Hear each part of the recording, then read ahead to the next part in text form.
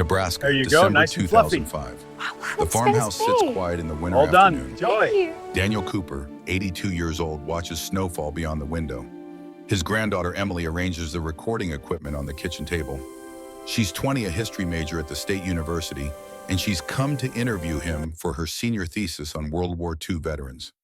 "Grandpa," she says, adjusting the microphone, "they told me you served as a prison guard for German POWs. Is that right?" Cooper turns from the window, his eyes still sharp despite his age focused on something distant, something 60 years gone but never forgotten. "That's right," he says. His voice carries the weight of decades. "Camp Riverside, Pennsylvania, August through December 1945. Was it difficult guarding the enemy?" Cooper moves to the table, sits slowly, his hands weathered from a lifetime of farm work fold together. He's silent for a long moment. "Emily," he says finally, "I'm going to tell you a story I've never told anyone except your grandmother, about 43 German women, about a county fair in Pennsylvania, and about cotton candy that changed how I saw the world." Emily leans forward. The recording light blinks red. "It started," Cooper says, "on the day the war ended. Camp Riverside, Pennsylvania, August 15th, 1945. Private Daniel Cooper stood at the gate watching the trucks arrive. 22 years old, farm boy from Nebraska, wearing a uniform that still felt foreign after 2 years of service. Around him, the compound buzzed with victory celebrations. Japan had surrendered. The war finally was over. But Cooper's war was just beginning. The trucks carried 43 women in gray uniforms, German Women's Auxiliary Corps, captured in France during the final chaotic weeks before Germans' surrender. They climbed down from the vehicles slowly, their movements careful and measured. Cooper had expected soldiers, hard faces, defiant eyes. What he saw instead made his stomach tighten. They were starving, not metaphorically, actually starving. Hollow cheeks, thin wrists, uniforms that hung loose on frames that had clearly been larger once. They moved with the careful economy of people who had learned to conserve every ounce of energy. Cooper gripped his rifle tighter. He had prepared himself to face enemies, had steeled himself for confrontation. But these women looked less like soldiers and more like survivors, and that confused him in ways he didn't want to examine. One woman stood at the center of the group, dark blonde hair pulled into a tight military bun, posture straight despite obvious exhaustion. Her eyes scanned the camp with calculated precision, assessing threats, noting exits, cataloging everything. A leader. Cooper recognized the stance, the way the others looked to her for silent guidance. Their eyes met for a moment. Hers were gray, empty of emotion. The practiced neutrality of someone who had learned not to show fear or hope or anything that could be used against her. Cooper looked away first. Captain Dorothy Mitchell emerged from the administration building, 35 years old, stern but fair. She had specifically requested this assignment when the women arrived from France, against opposition from officers who thought female prisoners didn't deserve a female commander. "Private Cooper," she called. "My office, now." Cooper followed her inside. The office smelled of coffee and paperwork. Mitchell sat behind her desk and gestured for him to remain standing. "Military protocol. These women are not enemy combatants," she said without preamble. "They're clerks, nurses, radio operators. Most were conscripted. They committed no war crimes." Cooper said nothing. His jaw was tight. "You will treat them with dignity," Mitchell continued. Her eyes were hard. "No cruelty, no abuse. We are not Nazis, Private. We don't punish people for existing." "Understood." "Yes, ma'am."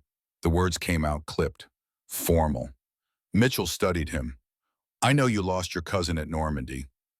I know this is difficult, but I need to know you can do this job properly." Cooper met her gaze. "I can do my job, ma'am."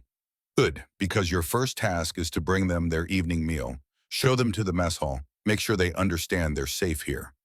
Safe. The word stuck in Cooper's throat. These women had served Hitler. They'd been part of the machine that killed his cousin. That killed thousands, millions. And he was supposed to make them feel safe, but orders were orders. He saluted, turned, left. The barracks where the women were housed sat at the eastern edge of camp. Cooper approached with the dinner schedule in hand.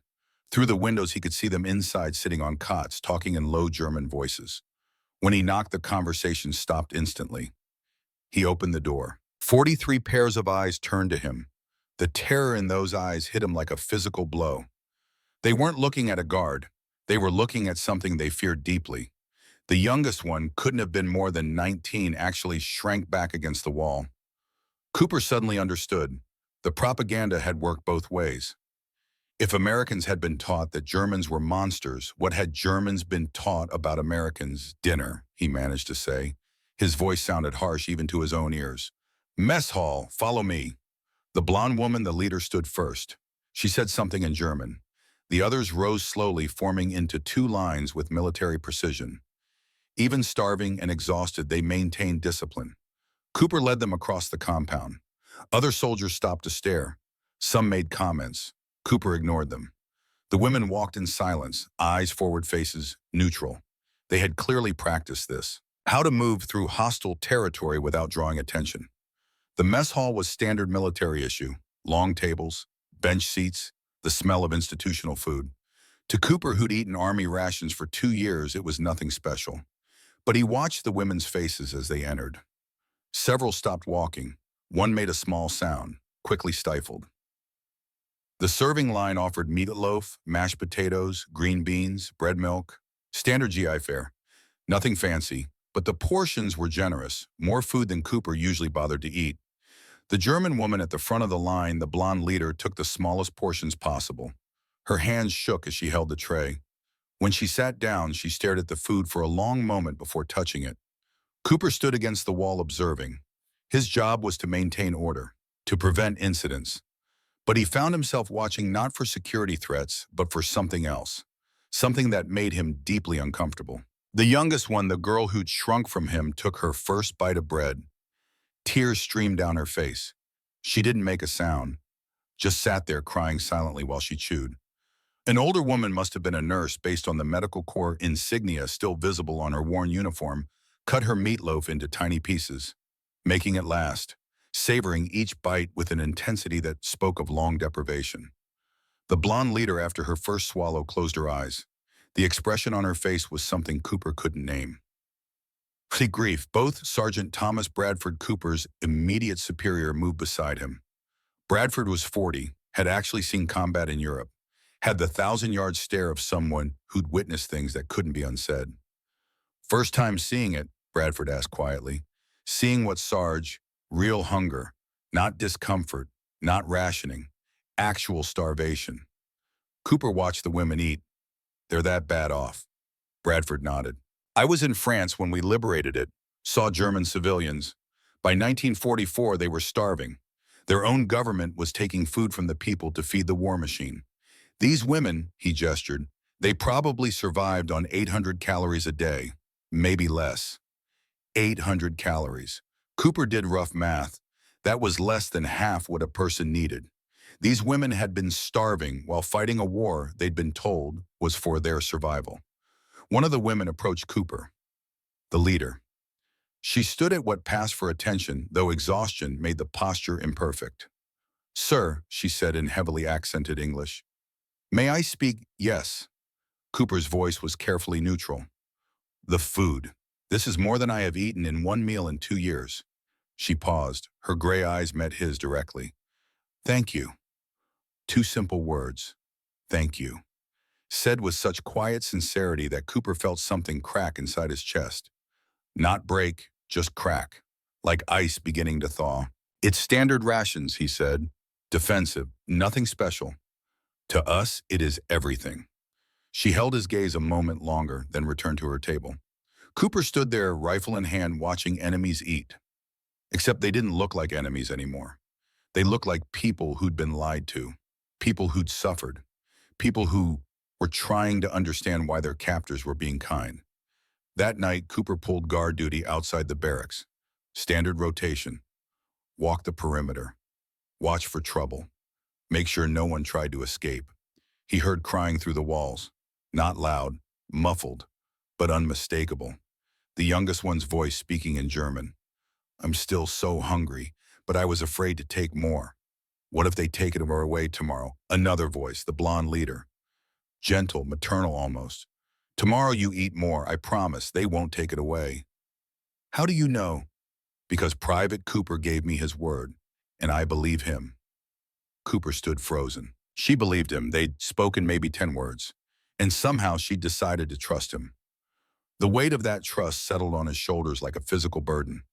He thought about his cousin, Jimmy, killed on Omaha Beach. Thought about the hatred he'd carried for 2 years, the desire for revenge against anyone who'd worn a German uniform. But how did you take revenge on people who'd already suffered more than you could imagine? How did you hate someone who cried over bread? The questions kept him awake until dawn. Nebraska, 1943. Cooper's voice shifts. Emily watches her grandfather's face change as he travels backward through time. To understand what happened next, he says, you need to know who I was. 22 years old, never left Nebraska before the draft. Knew about war from newsreels and radio broadcasts. He was born in 1923, grew up during the Depression, learned to work hard, complain, never make do with less. His father had fought in the First World War, came back different, quieter, with nightmares he never explained. Duty above all, his father taught him. Country first, personal feelings second. When the draft notice came in 1943, Cooper was 20, just starting to think about proposing to Betty Henderson, the girl from the neighboring farm, the one who'd waited for him through basic training. They'd given him a week before reporting. He'd spent it working the fields, memorizing the smell of Nebraska soil, trying to burn the memory of home into his brain so deeply it couldn't be erased. Betty had cried when he left, made him promise to come home, to write, to remember her. He'd meant to keep those promises, meant to stay the same person who left. But war changed everyone, even those who never saw combat.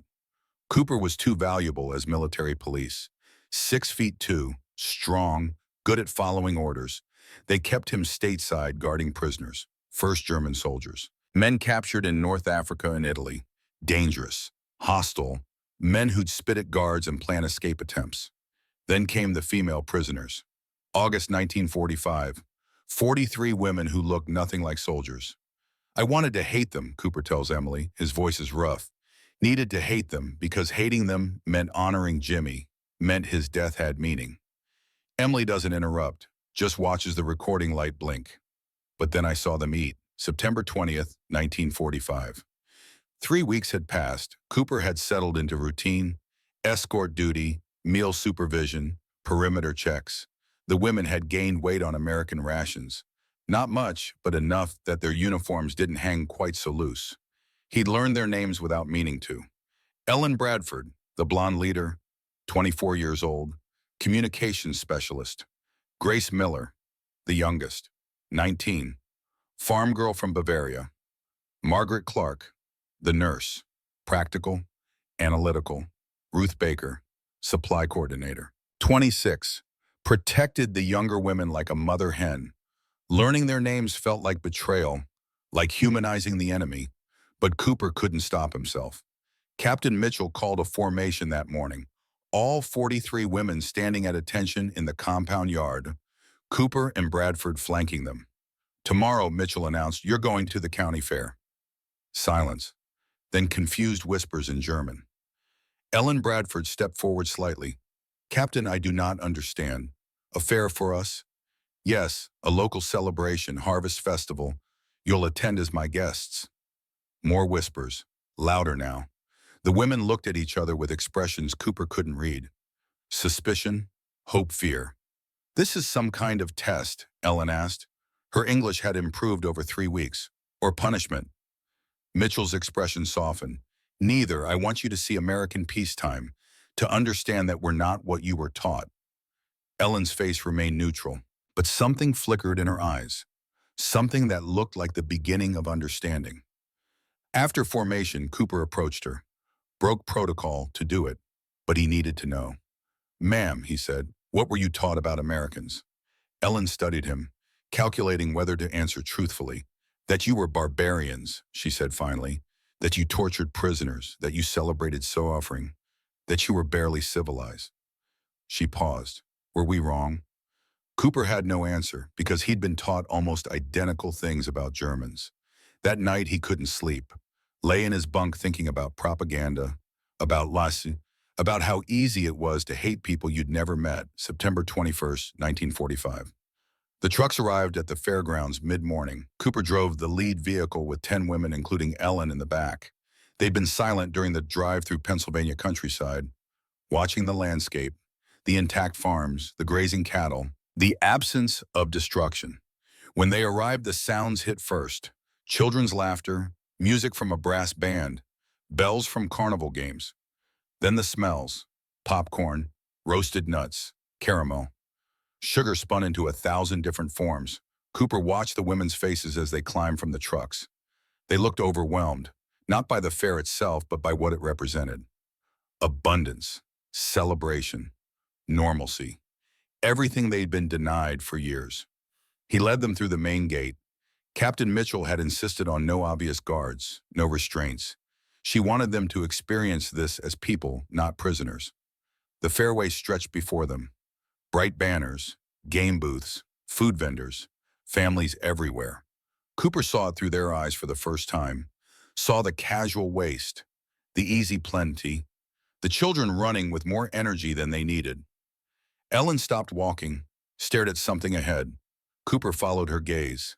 A vendor stand. A middle-aged man in a striped apron spinning pink clouds onto paper cones. Cotton candy. Children clustered around each holding their impossibly fluffy creation. Grace, the youngest, grabbed Ellen's arm, said something in rapid German. Ellen shook her head, equally confused. Captain Mitchell approached the vendor, bought 10 portions, turned and offered them to the German women with a smile that said everything words couldn't. Ellen took hers like it might explode, held it at arm's length. The other women followed her lead, suspicious, uncertain. Grace moved first. She always did, bravest in small ways. Her finger extended, barely touching the spun sugar. Her eyes went wide. "It's disappearing," she whispered, loud enough for Cooper to hear. "I barely touched it, and it vanished." The others leaned in, fascinated despite their wariness. Margaret, the nurse, pressed her finger into her portion, watched it dissolve, brought the residue to her lips. Her entire expression transformed. Cooper watched this unfold like a revelation. These women who'd survived starvation, who'd endured deprivation he couldn't imagine. They were treating cotton candy like something sacred. Not because it was food, because it was proof. Proof that a world existed where sugar could be wasted on beauty, where children ate clouds, where abundance was so complete that frivolity was possible. Ellen finally brought the pink fluff to her lips. Cooper saw the moment it touched her tongue, saw her face change. Not joy exactly, something deeper. The dissolution of belief, the crumbling of everything she'd been taught. He approached without thinking. "It's just sugar," he said, heated and spun. "Nothing special." Ellen looked at him. Her gray eyes were wet. "Just sugar," she repeated. "Just sugar spun into something unnecessary. Something beautiful. Something that exists only to bring happiness." She held up the cotton candy, watched it catch the sunlight. "Private Cooper," she said quietly, "we were taught Americans were suffering, that your children were starving, that your cities were destroyed, that you were losing the war of resources." She gestured at the fair, at the abundance, at the casual waste. "But you have this. You had this the entire time." Cooper had no response, because she was right. While Germans starved Americans, spun sugar into toys. While German cities burned American children, played at fairs. The asymmetry was staggering. An old man approached, face red with anger. Cooper recognized him. Robert Harrison, lost a nephew at the Battle of the Bulge, vocal opponent of bringing German prisoners to public events. "What the hell is this?" Harrison demanded, loud enough to draw attention.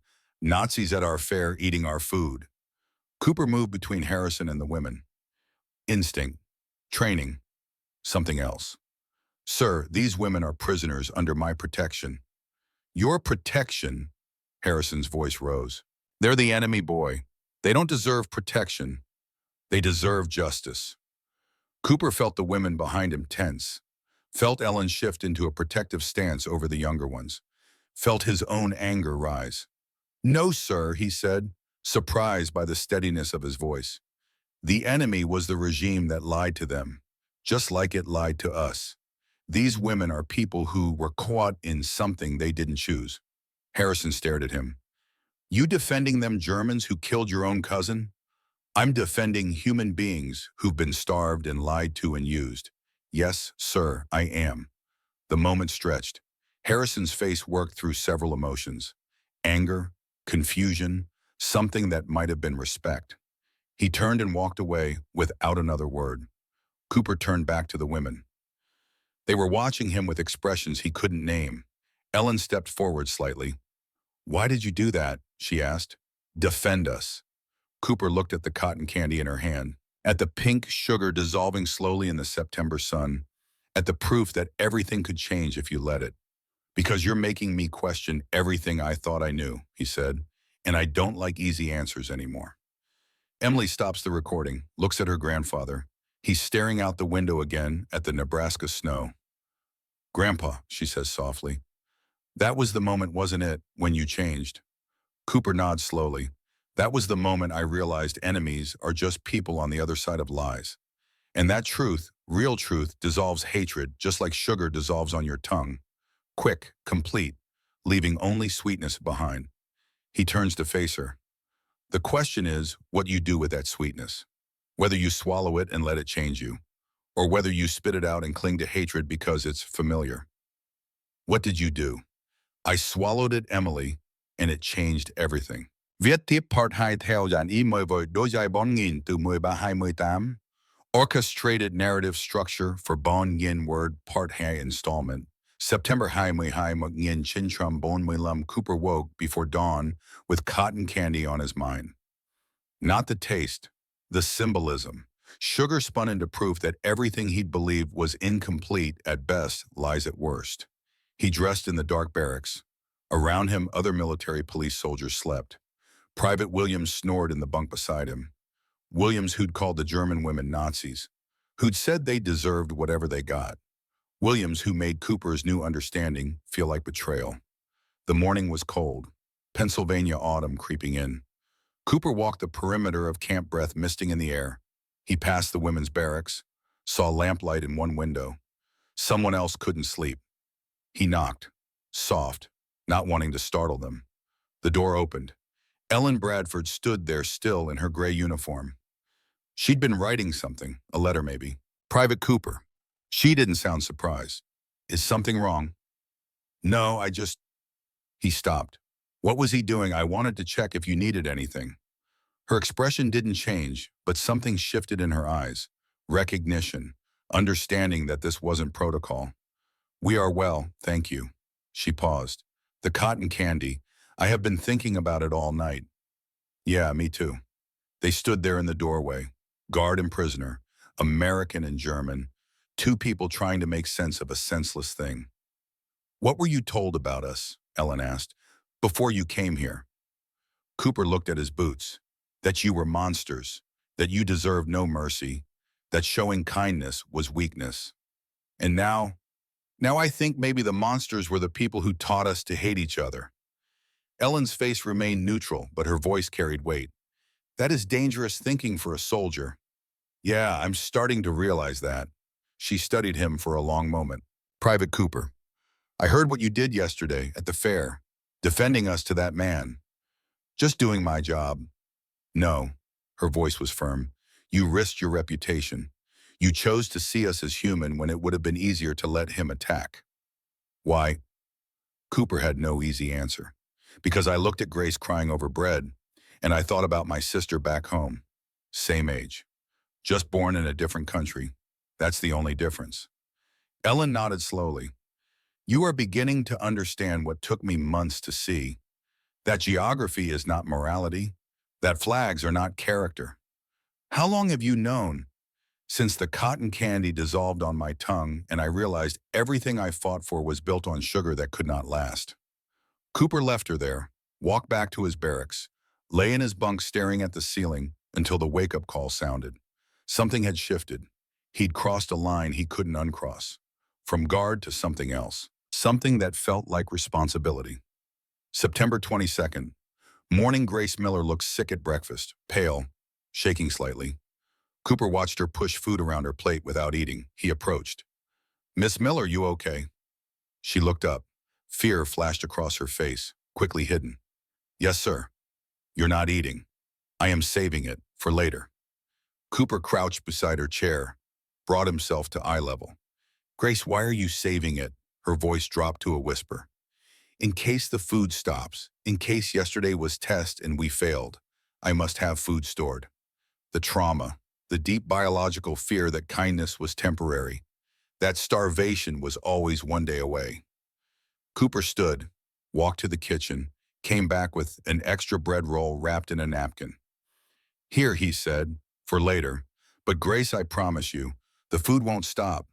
This isn't a test. You're safe here." Her eyes filled with tears. "How can I believe that?" "Because I'm telling you. And I've never lied to you, have I?" She shook her head slowly, took the bread roll, held it like something precious. Cooper walked away feeling the weight of that promise, the responsibility of being believed. Over the next 3 days, he found himself doing more. Small acts that weren't required, weren't in his orders, but felt necessary. He brought Diana Shaw old magazines from the recreation room. She'd mentioned missing reading, cried when she saw them, said she hadn't read anything but military reports in 2 years. He arranged for Margaret Clark to see the camp doctor. She'd been having chronic headaches. The doctor found malnutrition-related issues, prescribed vitamins that actually helped. He requisitioned paper and pencils for all 43 women. They wanted to write home, needed supplies. Captain Mitchell approved, called it good initiative. The women noticed, started trusting him in small ways, asked him questions about America, about what would happen when they went home, about whether their families were still alive. And Cooper found himself caring about the answers. September 24th evening, Private Williams cornered him after dinner in the barracks, where the other MPs could hear. "Cooper, what the hell are you doing?" Cooper looked up from the letter he'd been writing to Betty. "What do you mean you're being soft on those Nazis, bringing them extra food, getting them magazines, acting like they're guests instead of prisoners? They're human beings who've been through hell." William's face reddened. "They're the enemy. They served Hitler. They don't deserve your kindness." Cooper stood, slowly. He had 3 inches on Williams. Use them. They were lied to, conscripted, starved by their own government. What exactly did they do that deserves more punishment? They wore the uniform. So do we. And if America had been the evil regime, would you have known? Would you have refused? Williams stepped back. That's different. Is it how the barracks had gone quiet, 6 other MPs watching, waiting to see whose side they'd take? Sergeant Bradford's voice cut through the tension. "Williams, Cooper, that's enough. Cooper, you're not fraternizing inappropriately with the prisoners. You're treating them humanely. That's all the captain asks." Dismissed.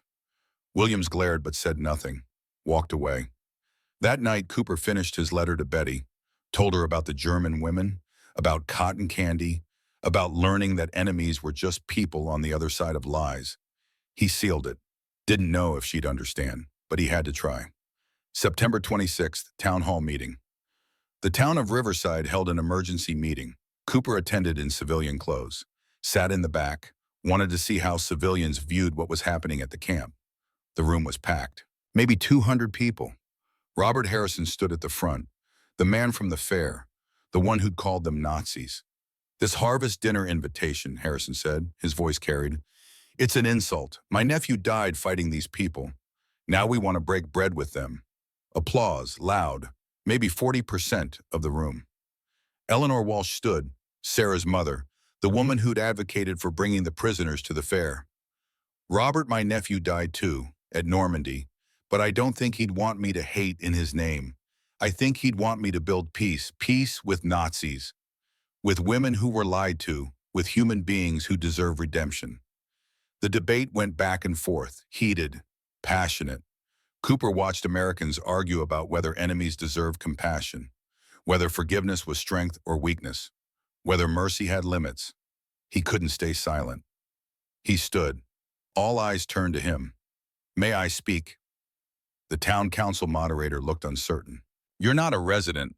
"No, sir, but I guard these women. I know them." "Then speak." Cooper moved to the center aisle, felt 200 pairs of eyes on him. I came to Camp Riverside hating Germans. My cousin died at Normandy. I wanted revenge on anyone who wore that uniform. The room was silent now. But these women aren't SS officers. They're a 19-year-old farm girl whose father died believing Nazi lies, a nurse who saved lives while starving herself, a supply coordinator who made sure younger women got extra rations even when she had nothing. He turned to Harrison. Sir, you want revenge. I understand. But revenge on who? On people who've already suffered more than we can imagine. That's not justice. That's just more cruelty. Harrison's face was hard. Easy for you to say, Private. You're young. You didn't fight. The words hit like a slap. Cooper felt the shame he always felt, that he'd never seen combat, that he'd stayed safe while others died. You're right, he said quietly. I didn't fight. I guard prisoners. And maybe that's my war. Not killing, but choosing not to hate. Maybe that's harder. The room erupted. Some applause, some jeers. The vote was called 7-5. The harvest dinner was approved. As people filed out, Harrison approached Cooper. I don't agree with you, Private, but I respect what you said. That took courage. Thank you, sir. Don't thank me yet. I'm still voting no. But his voice was softer, less certain, like maybe Cooper's words had planted a seed. Cooper walked back to camp in the dark, found Ellen waiting by the gate. Private Cooper, someone told us about the town meeting. He stopped. How much did they tell you that you defended us? To civilians who hate us, that you risked your reputation? She stepped closer. Why have I? Cooper looked at her, really looked, saw not an enemy but a person trying to understand kindness from an unexpected source. Because you're making me question everything I thought I knew, and I don't like easy answers anymore. Ellen held his gaze. That is the first step, to real wisdom, to real peace, questioning the answers you were given. Yeah, it's also terrifying. Yes, her voice was soft. It is, but necessary. They stood there in the darkness, guard and prisoner, two people who'd become something neither had names for yet. September 27th to October 1st, the conversations started slowly. Cooper would find reasons to be near Ellen. She would find excuses to ask him questions. They talked about duty, about family, about the lies they'd both believed. One afternoon, Cooper saw her looking at a photograph. He approached without thinking. Family. Ellen, startled, handed him the photo, an older woman standing in front of a half-destroyed house. My mother, in Bavaria. I'm sorry about the destruction. War destroys everything, not just buildings. Ellen's voice was quiet. Soon I will go home and tell her that her government lied to her. That will destroy something else. Truth is hard, but necessary. You taught me that. Cooper looked at her confused. I didn't teach you anything. Yes, you did. By treating us like humans when you could have treated us like enemies. You showed that truth matters more than revenge. Another day, Ellen found him on guard duty. Evening. The camp quiet. Private Cooper, I heard you lost family in the war. He stiffened. Who told you that? You mentioned it at the town meeting. Someone repeated it to us. Yeah, cousin, Normandy. Silence stretched between them. I'm sorry, Ellen said finally. Not your fault. Maybe not mine specifically, but my country's, my uniforms. She paused. I cannot give you revenge, cannot bring him back. But I can say this, I am sorry for what my nation did, and I will spend the rest of my life making sure it never happens again. Cooper turned to face her, saw the sincerity in her gray eyes, the weight of genuine remorse. You really mean that? With everything I am. This, Cooper realized, was what justice actually looked like. Not punishment, but acknowledgement, change, the promise to be better. Thank you, he said, surprised by the emotion in his voice. That means more than you know. Ellen nodded, started to walk away, then turned back. You are a good man, Private Cooper. I hope you know that. Just doing my job. No, you are doing more. You are choosing humanity over hatred. That is not a trim. That is character. Cooper watched her disappear into the barracks, stood in the darkness feeling like the world had shifted again. Like everything was changing, and he couldn't stop it, even if he wanted to. October 2. Preparation. Captain Mitchell assigned Cooper to coordinate the harvest dinner logistics. Transport, security, civilian liaison. It was above his pay grade, but she trusted him. You've earned this, Cooper. These women trust you. The town respects you. Make it work. He took it seriously, not because of orders, because he was personally invested now. Wanted the women to have this moment. Wanted the town to see what he saw. He volunteered to help them prepare. Taught basic English phrases during evening sessions. Thank you for having us. This is delicious. We appreciate your kindness. The women laughed at his Nebraska accent. He laughed at their German English. It was the first time there'd been genuine laughter between them. The sound felt like hope. Grace asked him, "How do I say I am sorry for the war?" Cooper paused. "You don't have to apologize for things you didn't do. But my country did them. Your country's leaders did them. There's a difference." Grace looked uncertain. In America, do you apologize for things your leaders do wrong? The question hit hard. Cooper thought about Japanese internment camps, about segregation, about all the things America did wrong while claiming moral superiority. Sometimes, when we should. He met her eyes. We're not perfect either, Grace. Nobody is. Anna Winters, the woman who'd been most resistant, refused initially to attend the dinner. Cooper found her alone in the barracks. "Miss Winters, why won't you go?" "Because I will not beg forgiveness from our enemies." "No one's asking you to beg, just to eat dinner with people. People who hate us. Some do, some don't. Won't know unless you try." Anna's face was hard. "Why do you care?" Cooper chose honesty. "Because I think you're still fighting a war that's over, and I don't want to see you lose your humanity to pride." Anna stared at him. Angry tears formed. "You know nothing about what I've lost." "You're right, but I know what you're about to lose if you stay angry. Your chance to be human again." She didn't respond, but 2 days later, she told Ellen she'd attend. October 4th, St. Mark's Lutheran Church. Cooper drove the lead truck. Ellen's group rode with him. The evening was cool, clear, perfect autumn weather. When they arrived at the church, he saw Eleanor Walsh waiting at the door. Welcoming, warm. Behind her, the basement glowed with light and the smell of roasted turkey drifted out. The women climbed down slowly, nervous. Cooper stayed close, not as a guard, as support. Inside, long tables covered in white cloths held more food than Cooper had seen outside a military mess hall. Turkey, potatoes, vegetables, bread, pies. Abundance that made several women stop walking. American families stood when they entered, not in hostility, in welcome. Pastor Henderson offered a prayer. Asked for peace and understanding and healing for all nations. His words were simple but carried weight. Several German women cried before he finished.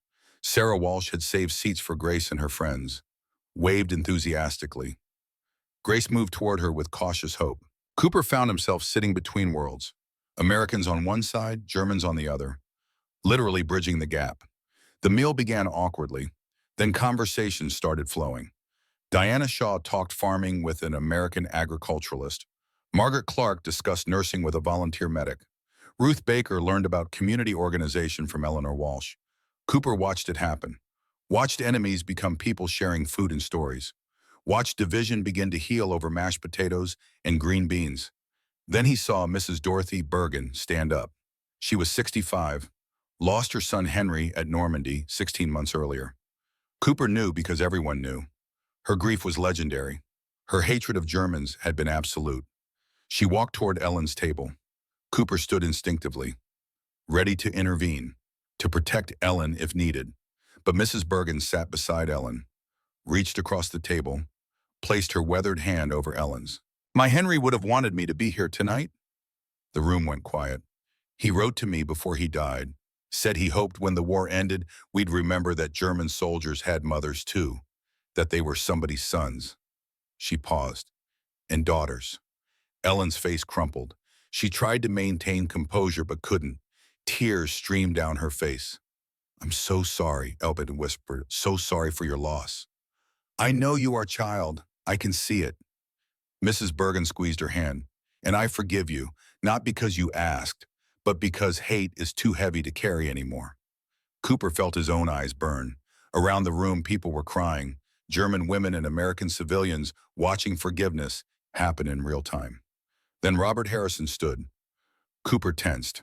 Harrison had voted against this dinner, had opposed every kindness toward the prisoners.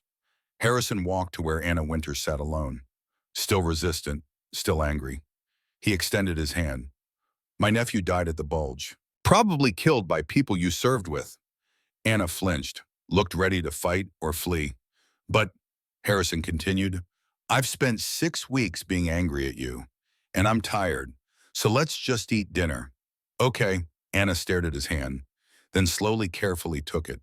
The room exhaled collectively, the wound of war beginning to heal, one handshake at a time. Cooper stood there watching and understood. This was what victory actually looked like. Not defeating enemies, but making enemies into something else, something human. After dinner, Pastor Henderson played piano. Someone started singing, Germans and Americans together.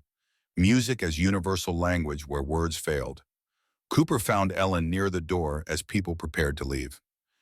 Thank you, she said, for everything. I didn't do anything. You did. You saw us when you could have looked away. You chose compassion when hate was easier. She paused. You changed my life, Daniel Cooper. First time she'd used his first name. It felt significant, like a wall coming down. You changed mine too, Ellen Bradford.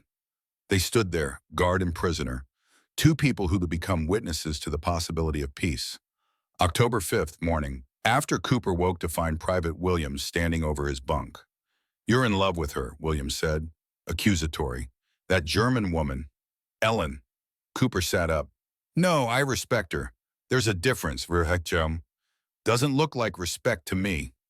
Cooper stood, met Williams' eyes. Then you're not looking clearly.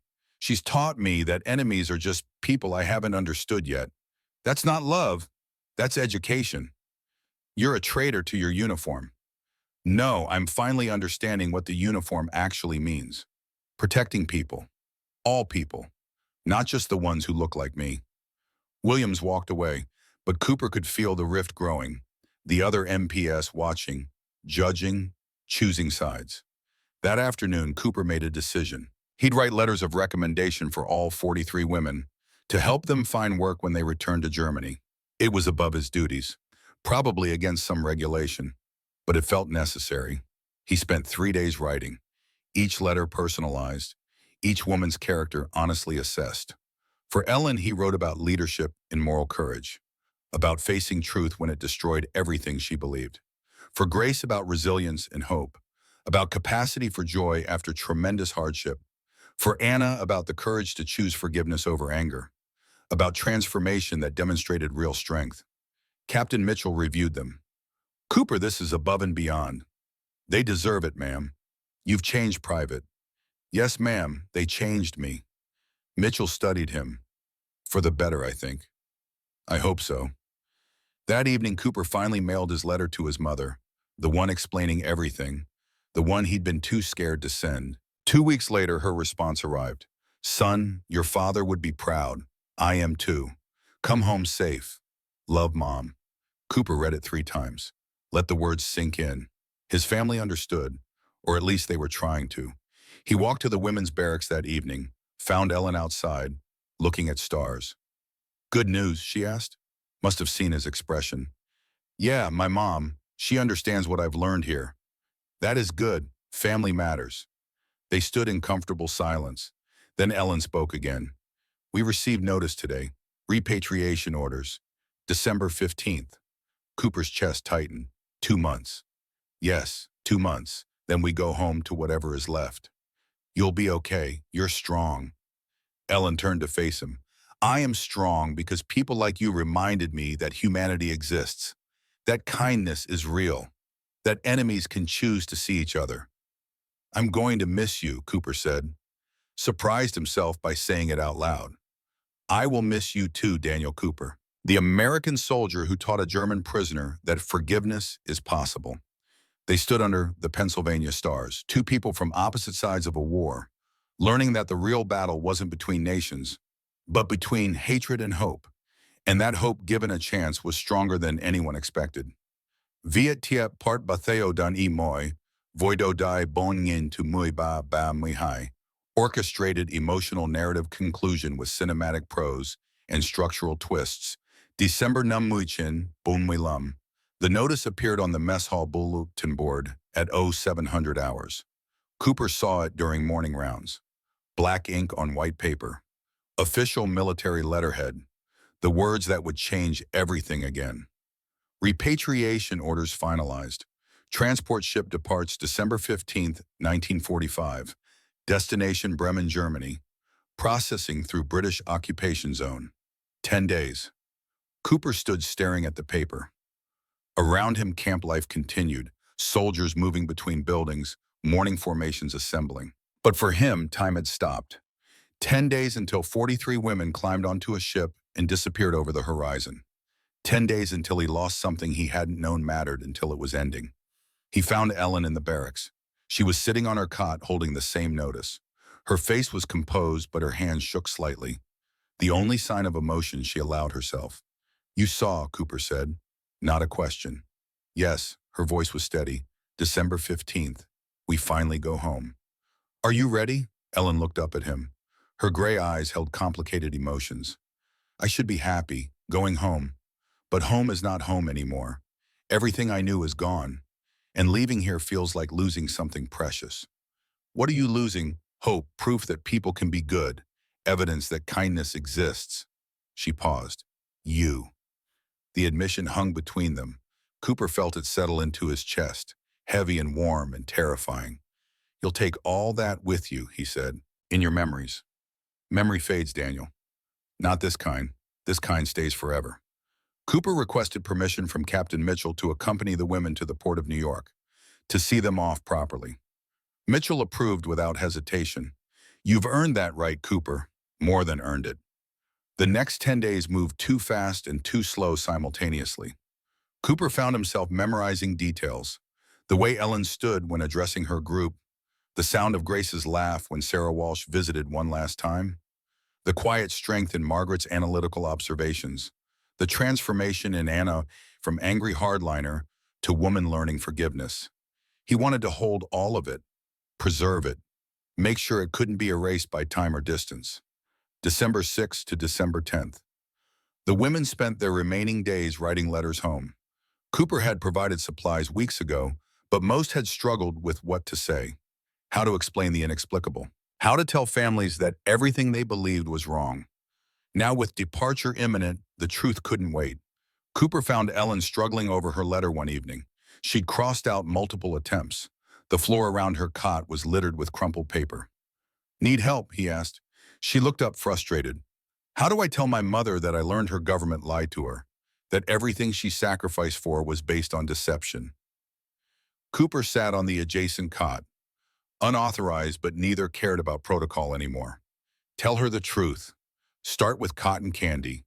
Tell her about sugar spun into clouds, about Americans who shared instead of tortured, about the gap between what you were taught and what you found. What if it destroys her? What if it saves her? What if knowing the truth helps her rebuild on something real instead of lies? Ellen considered this, picked up her pen, started writing again. This time the words flowed. Cooper watched her write, felt the intimacy of witnessing someone's honesty. When she finished, she handed him the letter. "Will you read it?" "Tell me if it's too much," he read slowly. About Camp Riverside, about county fairs and cotton candy, about Private Daniel Cooper who chose compassion over cruelty, about learning that enemies were just people who hadn't met yet. "It's perfect," he said. His voice was rough. "She needs to hear this from you." Grace wrote to her sister about Sarah Walsh, about an American girl who chose friendship across enemy lines. She showed Cooper her letter, worried about her English. "Is this okay? Will Anna understand?" Cooper read it, simple words carrying profound meaning. "It's beautiful, Grace. She'll treasure it." Margaret compiled her documentation with clinical precision. Cover letter to the International Red Cross, historical record of their treatment, evidence that humane prisoner treatment transformed rather than weakened. "Someone needs to know," she told Cooper. "That kindness works. That mercy is strategic, not soft." Anna wrote to her mother about forgiveness, about Robert Harrison who lost family but chose understanding, about how anger exhausted but forgiveness freed. Ruth wrote offering her organizational skills to relief efforts. Diana wrote about planting American seeds in German soil.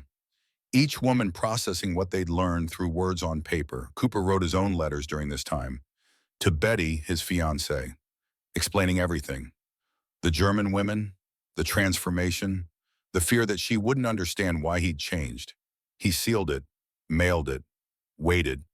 3 days later, Betty arrived unannounced. Drove 5 hours from her family's farm to Camp Riverside. Found Cooper on duty and asked to speak with him. His heart pounded as they walked to a private area. This was it. The moment she'd tell him she couldn't accept who he'd become. Tell me about them, Betty said. These women who changed you. So Cooper talked. For 2 hours. About Ellen and Grace and Margaret and all 43. About cotton candy and harvest dinners and learning to see humans instead of enemies. About discovering that hatred was easier, but compassion was stronger. Betty listened without interrupting. Tears formed in her eyes, but she let him finish. When he stopped talking, she took his hands. Daniel, I was worried the war would make you hard, cruel, like some men who came back. She squeezed his fingers. Instead, it made you compassionate, wise, able to see past easy answers. That's the man I want to marry. Relief flooded through Cooper so intensely he almost collapsed. You understand. I understand that you met people who taught you something important. That enemies are just people we haven't understood yet, and that truth matters more than comfortable lies. She smiled. That's not weakness, that's growth. They held each other while Pennsylvania winter wind blew around them. Two people choosing to build a future on truth instead of hatred.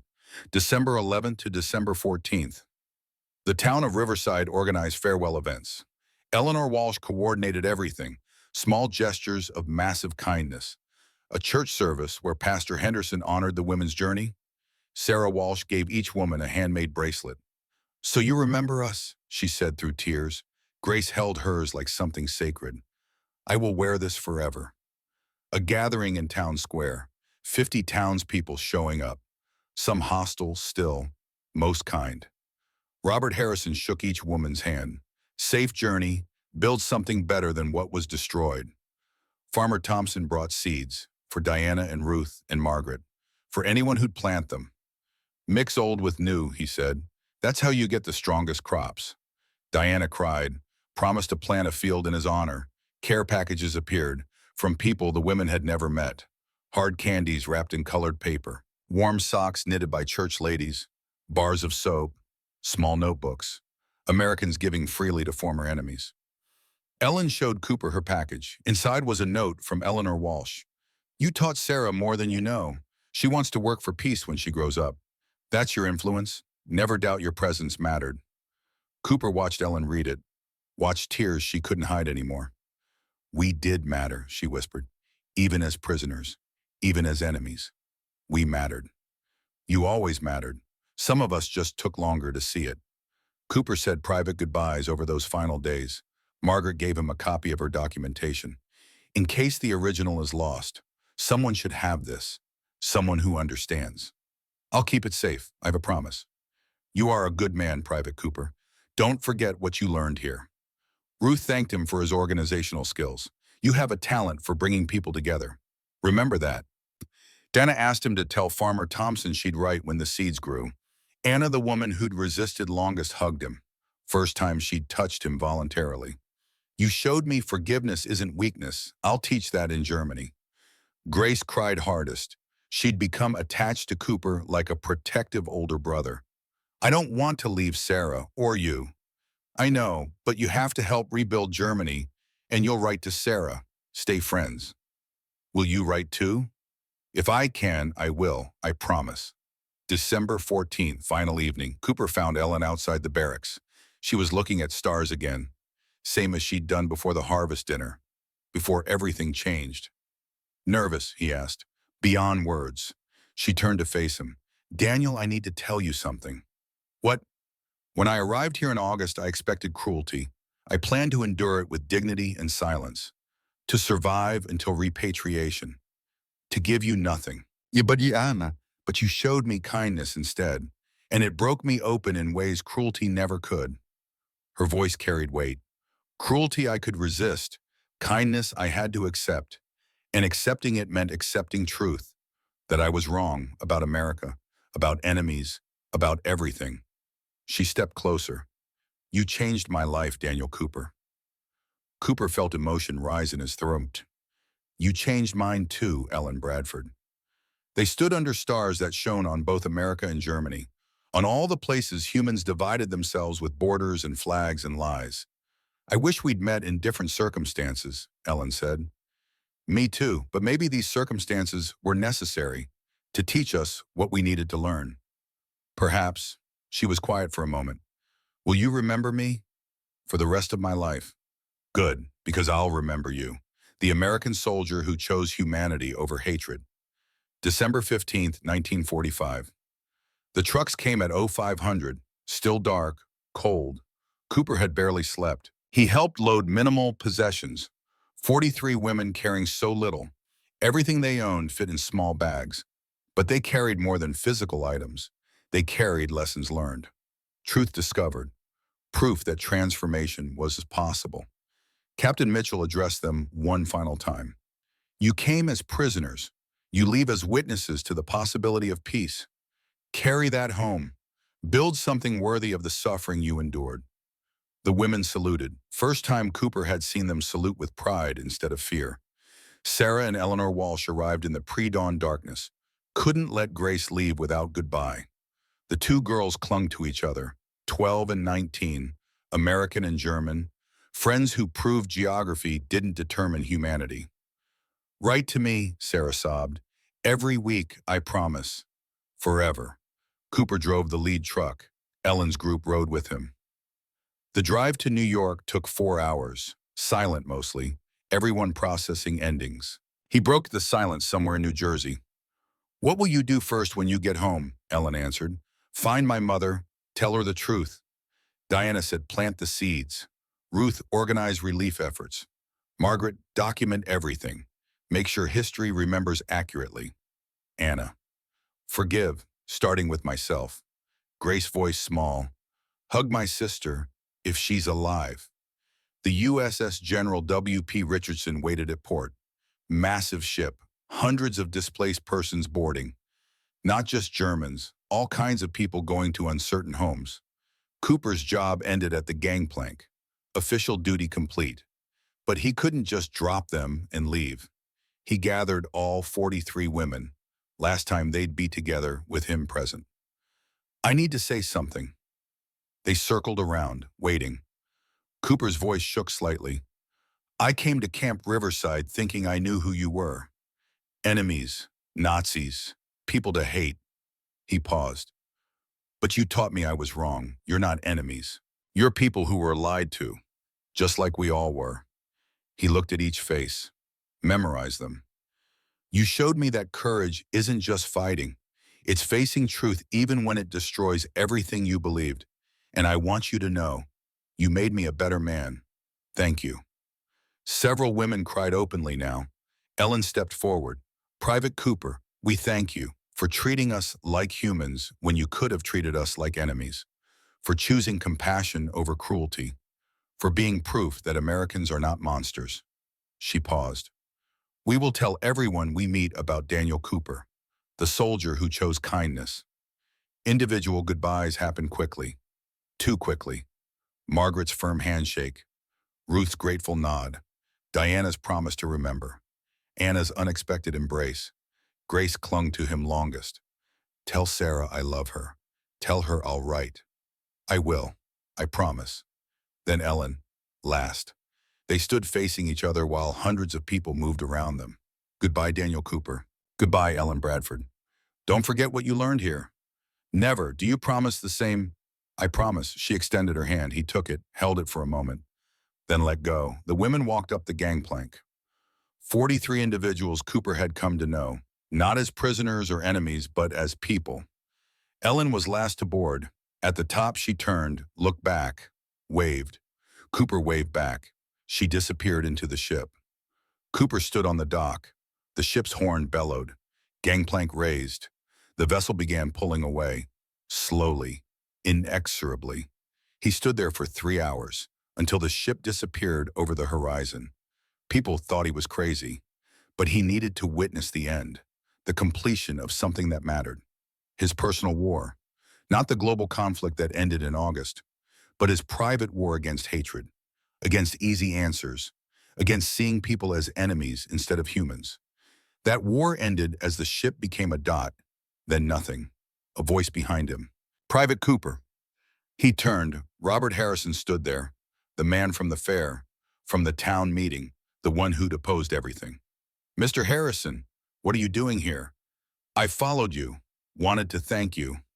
For what? For showing an old man it's never too late to choose forgiveness over anger. Harrison's voice was thick with emotion. I wrote to the German Red Cross, asked them to help me find the family of the soldier who killed my nephew. I want to tell them I forgive him, and I'm sorry for their loss too. Cooper stared, stunned. Mr. Harrison, that's incredible. You inspired it, you and those women. If they can forgive, so can I. They shook hands, two men who'd started as adversaries. Learning that the hardest battles were fought in the human heart, Cooper drove back to Camp Riverside alone. The barracks where 43 women had lived sat empty. Their absence was physical, tangible. The camp felt hollow without them. That night he wrote in his journal, trying to capture everything before memory could soften or distort it. The cotton candy moment, the harvest dinner, Mrs. Bergen's forgiveness, Harrison's transformation, Ellen's final wave. He wrote until his hand cramped, until words failed to hold what he felt. June 1946, Nebraska. Cooper had been discharged in February, returned home, married Betty in April. They were working his family's farm now, trying to build a life in peacetime. The letter arrived on a Tuesday, international postage, German stamps, Ellen's handwriting. Cooper's hands shook as he opened it. Dear Daniel, I am home. Bavaria is destroyed, worse than I imagined. But I found my mother alive. We are together. I told her everything. About Camp Riverside, about cotton candy, about you. She cried for 3 days. Then she said we must tell everyone. We are trying, holding community meetings, sharing truth. Some believe, some don't, but we persist. Thank you for giving me courage to tell truth. Ellen Bradford. More letters followed over the coming months. Grace wrote that she'd found her sister alive, that they were together with their mother in a British zone camp, that she'd planted Farmer Thompson's seeds and a small garden was growing, that she was teaching English to children and telling them about Sarah and kindness and hope. Margaret wrote that the Red Cross had received her documentation, that they were using it for historical records, for education about propaganda, that Cooper's letter of recommendation had helped her get a job with British Relief. Anna wrote about leading reconciliation groups, teaching forgiveness, using Robert Harrison as an example, that people were slowly listening, slowly changing. Cooper shared the letters with Betty over dinner. She listened with tears in her eyes. You changed their lives, Daniel. They changed mine first.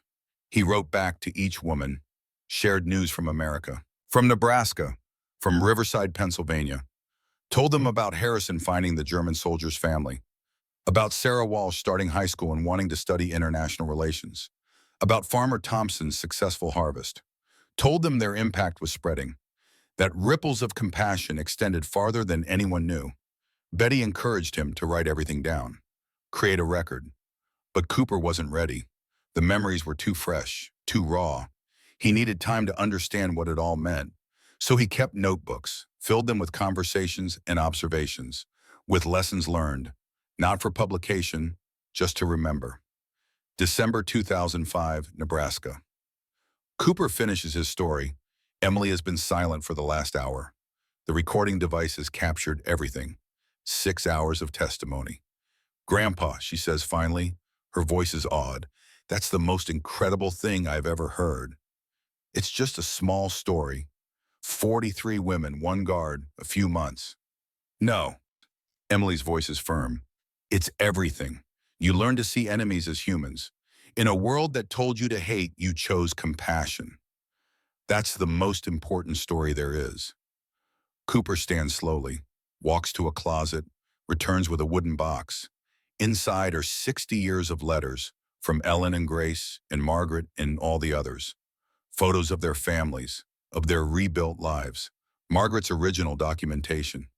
A hard candy wrapper from Eleanor Walsh's gift. Cooper's journals.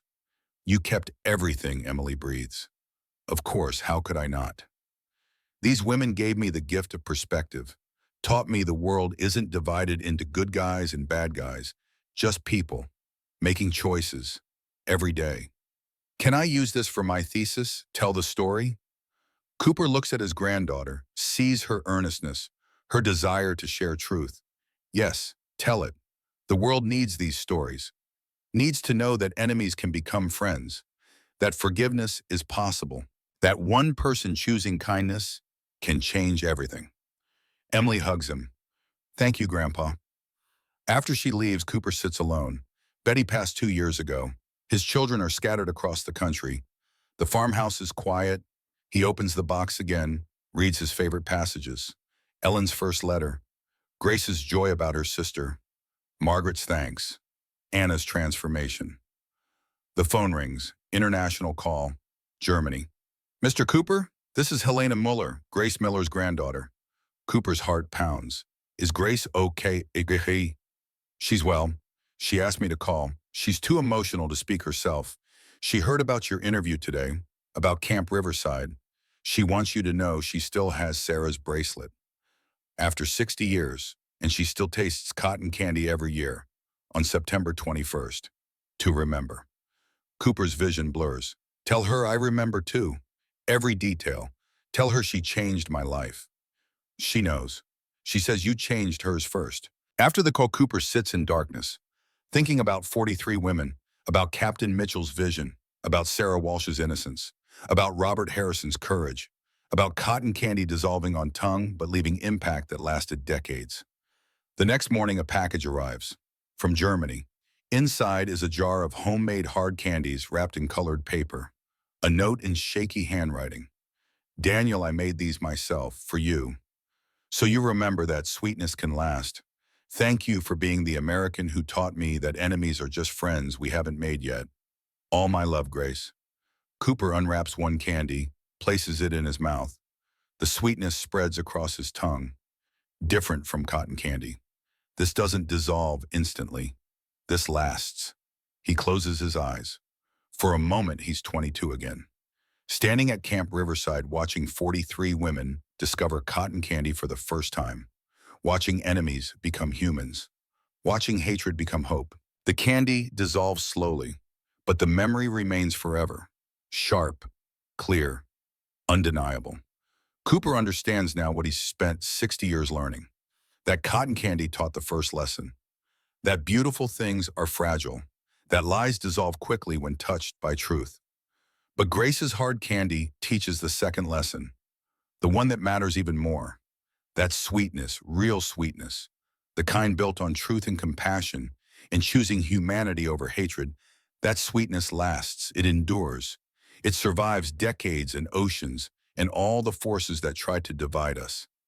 He thinks about Ellen rebuilding Bavaria with truth, about Grace teaching English to German children and telling them about American friendship, about Margaret documenting humanity for history, about Anna leading reconciliation, about all 43 women carrying lessons learned back to a broken country and using them to build something better. He thinks about Robert Harrison forgiving the unforgivable, about Sarah Walsh growing up to be a diplomat working for peace, about Betty supporting his transformation when she could have rejected it, about Captain Mitchell risking her career to show prisoners dignity. He thinks about Emily preparing to tell this story to a new generation, to teach them that enemies are temporary, but humanity is permanent. The candy is almost gone now, just a sliver left. Cooper lets it rest on his tongue, savoring the last moment. This is what he learned at 22 and has spent 60 years understanding. That war creates enemies, but peace requires seeing humans. That hatred is easy, but compassion is stronger. That lies dissolve like sugar on the tongue, but truth endures. That every person every single day chooses between hatred and hope, between division and connection, between seeing enemies or seeing people. And that one person making that choice, just one person like Private Daniel Cooper or Ellen Bradford or Grace Miller or Robert Harrison, that one person can change everything. The candy dissolves completely. The sweetness fades. But the lesson remains. Cooper opens his eyes, looks out at Nebraska winter, at the farm he's worked for 60 years, at the land where he learned to grow things, to nurture, to build instead of destroy. He picks up a pen, opens a fresh notebook, begins writing a letter. Dear Helena, please tell Grace her candy arrived. Tell her the sweetness lasted. Tell her I finally understand what she's been trying to teach me for 60 years. That the real miracle wasn't cotton candy dissolving. It was that the sweetness remained after the sugar was gone. That we carried that sweetness across oceans and decades. That we used it to build something better than what war destroyed. Tell her thank you for everything. For teaching an angry young soldier that enemies are just people waiting to be understood. Tell her I'm still learning that lesson every day, and I'll keep learning it until I die. With love and gratitude, Daniel Cooper. He seals the letter, addresses it, will mail it tomorrow. Tonight he sits in the quiet farmhouse, thinking about cotton candy and hard candy and all the ways sweetness teaches us. About 43 German women and one American soldier. About a few months in 1945 that changed everything. About the truth that enemies are just people we haven't met yet. And that meeting them, really meeting them, dissolves hatred as surely as sugar dissolves on the tongue, leaving only sweetness, only humanity, only hope. And that Cooper understands finally completely is enough. More than enough. It's everything.